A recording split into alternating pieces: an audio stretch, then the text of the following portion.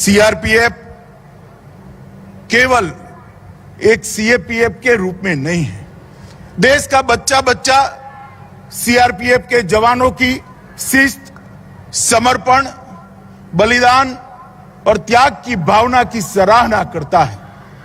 बचपन से मैंने देखा है, कोई भी दंगा हो, सीआरपीएफ के जवान आते ही लोगों के मन में ये आश्वस्ति हो जाती है कि अब दंगा शांत हो जाएगा, अब परिस्थिति को सीआरपीएफ संभाल देगी। ये आश्वस्ति वैसे ही नहीं होती, अनेक सालों के परिश्रम और उज्जवल इतिहास के आधार पर ये आश्वस्ति होती है।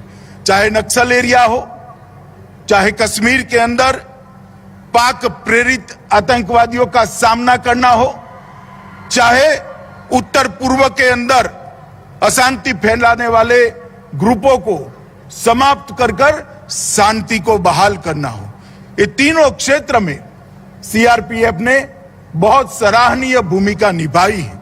और मैं विश्वास के साथ कह सकता हूं, जिस प्रकार से मोदी जी के प्रधानमंत्री बनने के बाद कश्मीर, माओवादी क्षेत्र और उत्तर पूर्व में जिस दृढ़ता के साथ सीआरपीएफ ने काम शुरू किया है, मुझे विश्वास है कि कुछ ही सालों के अंदर ये तीनों क्षेत्र के अंदर शायद सीआरपीएफ को बहाल करने की जरूरत ही न हो। चिर शांति का एक साम्राज्य तीनों क्षेत्र में हम बना पाएंगे, इसका मुझे विश्वास है।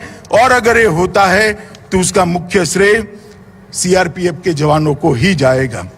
आज के दिन ही 1950 के दिन देश के प्रथम गृह मंत्री और लौह पुरुष, जिनके कारण आज हम एक अखंड भारत का स्वरूप देख रहे हैं, सरदार पटेल ने सीआरपीएफ को ध्वज दिया था। और आज वहीं से शुरू हुआ ये संगठन 246 बटालियन और 3,25,000 के जवानों के बल के साथ देश का सबसे बड़ा सशस्त्र बल बनकर उभरा है, जिसकी विश्वसनीयता न केवल देश, दुनिया में जिसकी विश्वसनीयता का लोहा लेने के लिए एक भी सशस्त्र संगठन तैयार नहीं है, इसका मुकाबला नहीं कर सकता है। इस प्रकार का एक अद्भुत संगठन आज खड़ा हुआ है।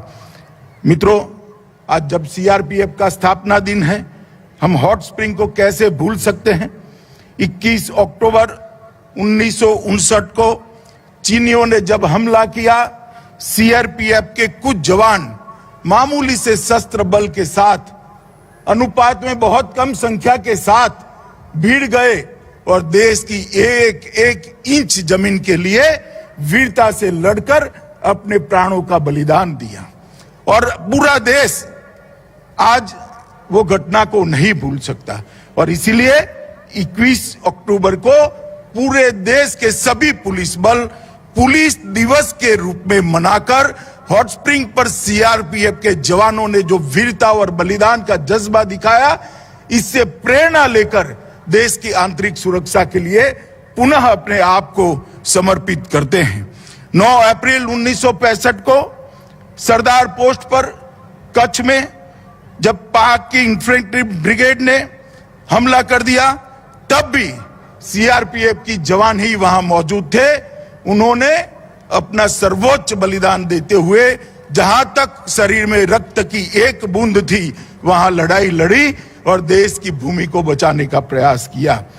ये दोनों घटनाएं देश के इतिहास के, देश की सुरक्षा के अंदर सुवर्ण अक्षर से लिखित है। और हमेशा सीआरपीएफ और पूरे देश को ये दोनों घटनाओं को पर गर्व होता है। इसीलिए 9 अप्रैल को हम शौर्य दिन के रूप में भी मनाते हैं।